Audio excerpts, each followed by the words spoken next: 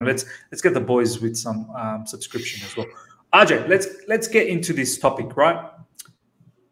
The whole ideology behind managers being the centerpiece, the most important factor in a particular team. What I mean by that, and I want to use the example of the Spurs game, and not just that, obviously recently played Aston Villa as well, where Thomas Tuchel changed something at halftime. But specifically Spurs, RJ, Thomas Tuchel, I mean, he's got this nature that we've seen a bit of it last season, obviously, but we're seeing a lot more this season as he's getting more comfortable with the team, as the team's getting more comfortable with him.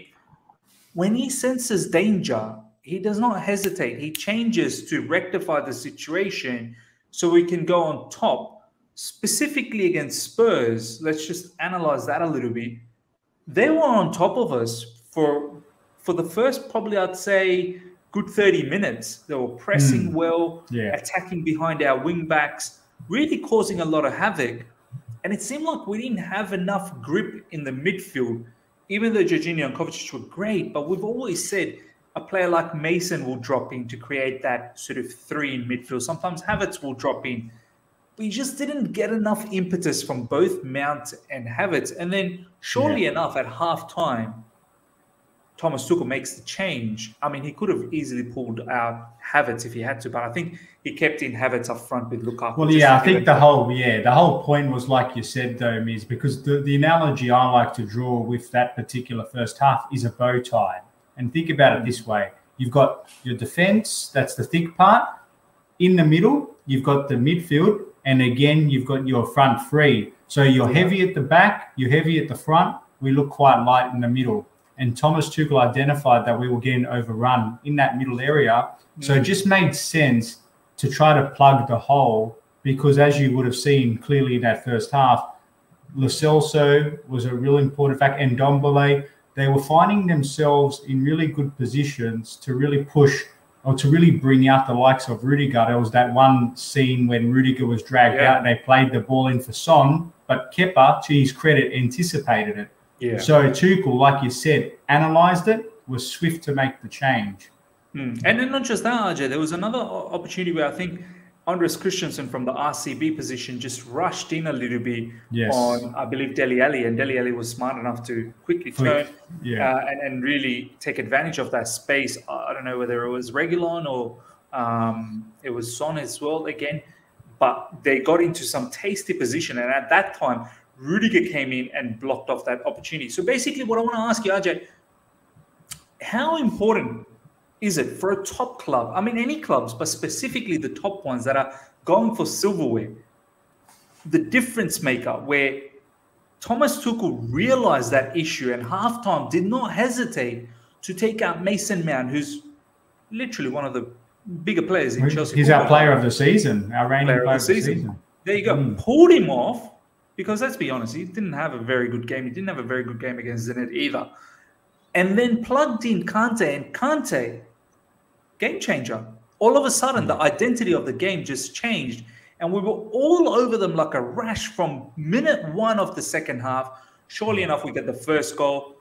Kante bangs in the second. Fine, lucky, but still the intent was there as to what he wanted to do.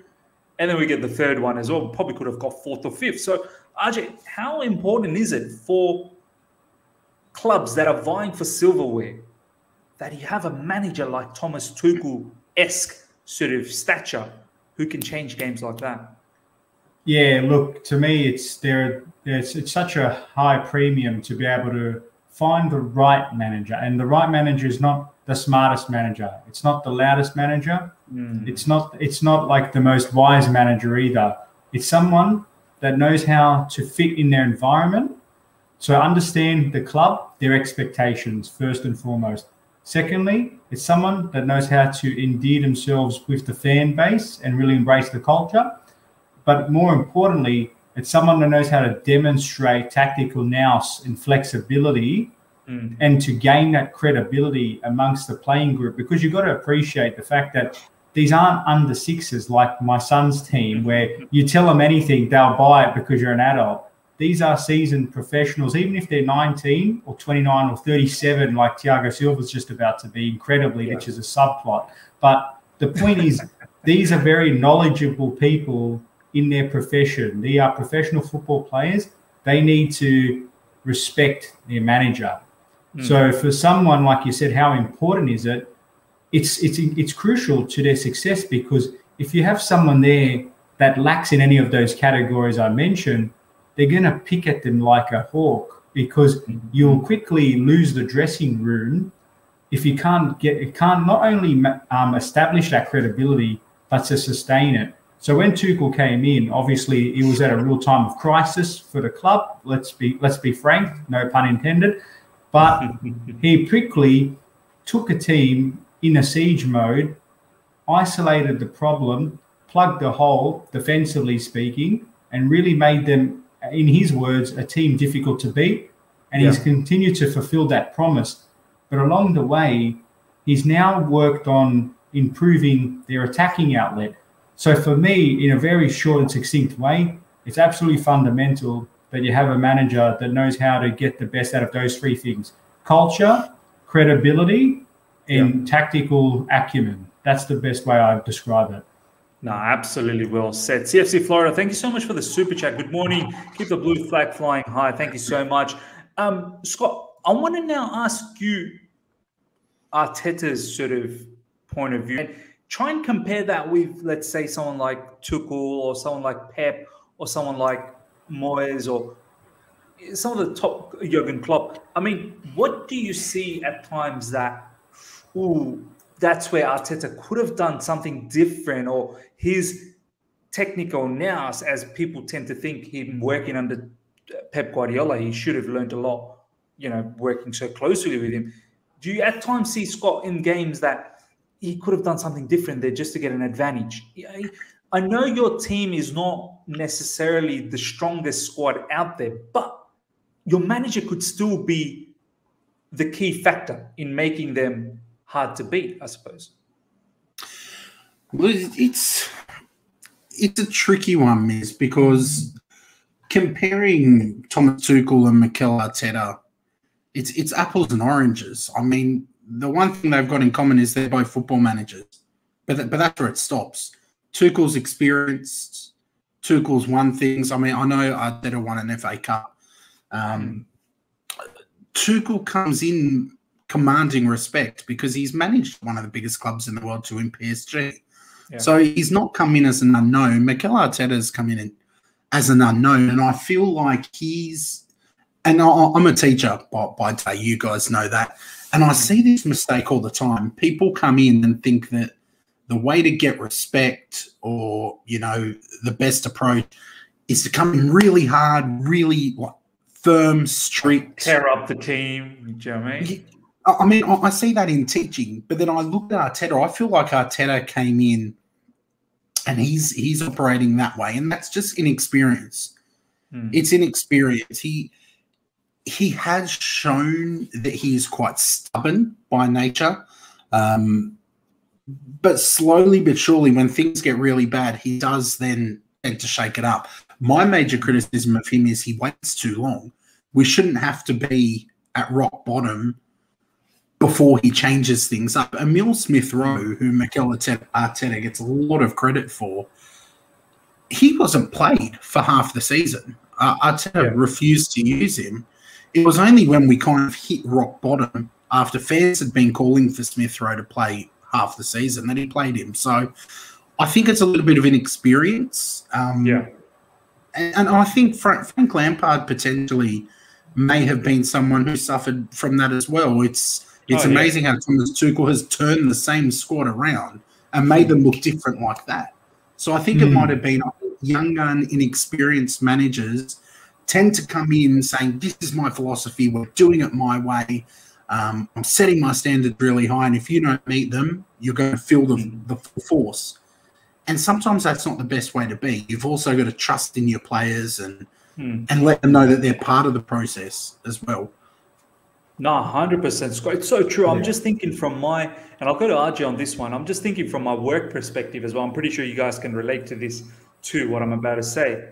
It's like when you when you've had an experienced manager for a very, very long time, and then you see one of your colleagues take that management role when your current manager has moved on, and you kind of feel, I feel like I've got more experience than you. Like, I know you got the job, and I know I didn't go for the job for management, but you got it. But I can't seem to give you complete respect because I feel like you don't know everything. Like, I feel like I know more than you. Ajay, do you sometimes? And it's also part of like the one of the boys mentality, isn't it? Like when you've been in the same dressing room not too long, and I think it's across all sports, isn't it? When you have that feeling. And you're right. This is exactly what I wanted to sort of touch on. That Arteta being an Arsenal player, I don't know if he's played with any of the current mob though. Did he play with any of them? I'm just trying to think. No, I think Aubameyang came just after him. I bet he was in and around the club still. He was in and around the club. So, Ajay, what I want to ask you is that point is quite important, that you can't just bring in any sort of young, non-sort of tried manager and expect miracles to happen. I mean, the whole ideology of buying, going back to the Thomas Tuchel situation, Ajay, it takes guts to take a player off at halftime and change things, because you really need to think about the confidence level of that particular player by doing that, because for a player, no one wants to get subbed off at halftime, right? Ajay, I mean, Villa, Saul got subbed off, and rightly so. He was so off track. Exactly. It was dreadful, but you could know as a manager, if I do this, I have to make sure that I do the follow-ups after that to ensure that this player understands why I did what I did. There's some feedback. I mean, how important is the whole package to have that as a manager, as opposed to what Scott was saying about Arteta? Well, it's like any leader, Miz. Like, I know the saying, leaders are behaviour, not a title mentality, but for me, it's all about, and this is what we're speaking about with John Aloisi, around establishing that culture. But another, C word that's actually quite fundamental is communication. Yeah. You need to have that. It's so clear. I know it might sound like a given, but like you mentioned, the experienced manager versus one of our friends that gets the promotion and might be technically quite superior, but when push comes to shove, he might not, or she or he might not have the right head on their shoulders in terms of seeing the bigger picture. So the whole Mount situation, and even Saul, what's important is that the manager balances having the right level of empathy, having the right level of foresight to foreshadow any problems that might arise in a big squad, especially in a squad like Chelsea. And I'll touch on what Scott said about the chalk and cheese difference. Chelsea notoriously are difficult because of their large squad to manage of big personalities. So it's not always about just picking the best 11 for the game. It's equally important about the players you don't pick, so they don't disrupt the team balance and what happens in the locker room.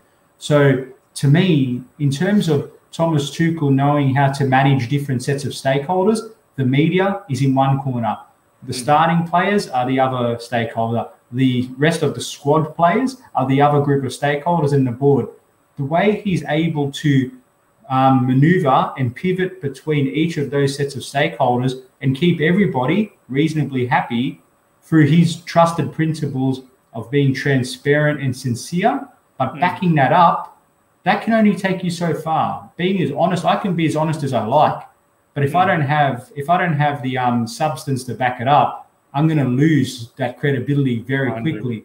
Yeah. So it's such a rare thing to be able to balance all of those sort of key things. And to your point, Scott, about Arteta and Tuchel, the only similarity is their occupation. I totally agree. Like, Tuchel had come from, a completely crazy environment in PSG where success was the standards 1, 2, and 3, and he had mixed degrees of it.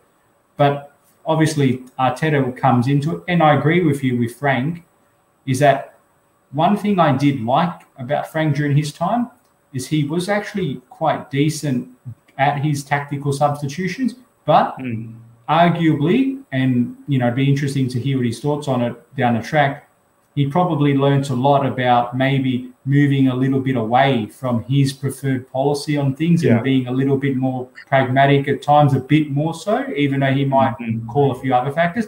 But the point with Tuchel, he's been around the block long enough, and not just been around the block long enough, he's been in the right type of chaotic environment that he knew when he was walking into Chelsea, it wasn't going to be such a shock to the system that this is, you know, success is yesterday, not tomorrow, but needed to be done. So rounding it off, what Thomas Tuchel continues to show managers like Arteta, you know, like managers like Moyes, which we'll touch on in a moment, even Bielsa is a very good example here, because I have a lot of respect for what Leeds have done last season and what he's done with them since taking over. But comparisons between Bielsa and someone like Maurizio Sarri is that I think part of their biggest downfall is while they don't have the same quality of players, I agree, it's not apples and apples. What they do have the ability to do is change their own approach to things. And I sometimes think that they're a victim of their own tactical rigidity and belief and doggedness in their own philosophy. So I'll leave it at